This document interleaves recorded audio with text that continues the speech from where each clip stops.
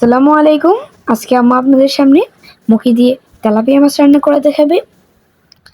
আপনারা সম্পূর্ণ ভিডিওটি দেখতে থাকুন। তো মুখি দিয়ে তেলাপিয়া মাছ রান্না করার জন্য প্রথমে আম্মু এখানে আগে থেকে কেটে ধুয়ে রাখা মুখি নিয়ে নিল।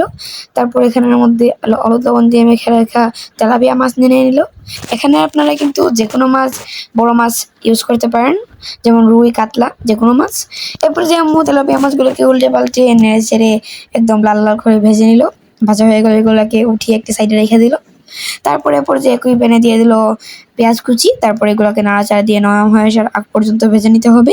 নরম হয়ে আসলে এরপর যে এখানে পরিমাণ মতো লবণ, তারপর হলুদ, মরিচের গুঁড়া, ধনিয়ার গুঁড়া দিয়ে দিল সামান্য পানি।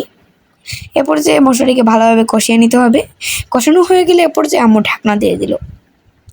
ঢাকনা ওঠানোর পর দেখতে পাচ্ছেন যখন তেল ছেড়ে দিবে, এরপর যে এখানের মধ্যে আগে থেকে কেটে ধুয়ে রাখা মুখি দিয়ে দিল।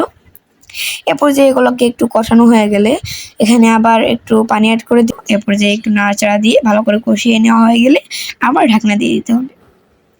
ঢাকনা ওঠানোর পর এরপর যে একটু বলক চলে এসেছে, এরপর যে আমি একটু নাড়াচাড়া দিয়ে আবার ঢাকনা দিয়ে দিল। এরপর যে আমি আবার ঢাকনা উঠিয়ে এরপর যে এখানের মধ্যে আগে থেকে ভেজে রাখা মাছটিও অ্যাড করে দিল। তো মাছগুলো দেখতে পাচ্ছেন একে একে অ্যাড করে দিচ্ছি। এরপর যে এখানের মধ্যে আম্মু পরিমাণ মতো ঝোল দিয়ে একটু নাড়াচাড়া দিয়ে এরপর যে আবার ঢাকনা দিয়ে দিল মুখিগুলা সেদ্ধ হওয়ার জন্য।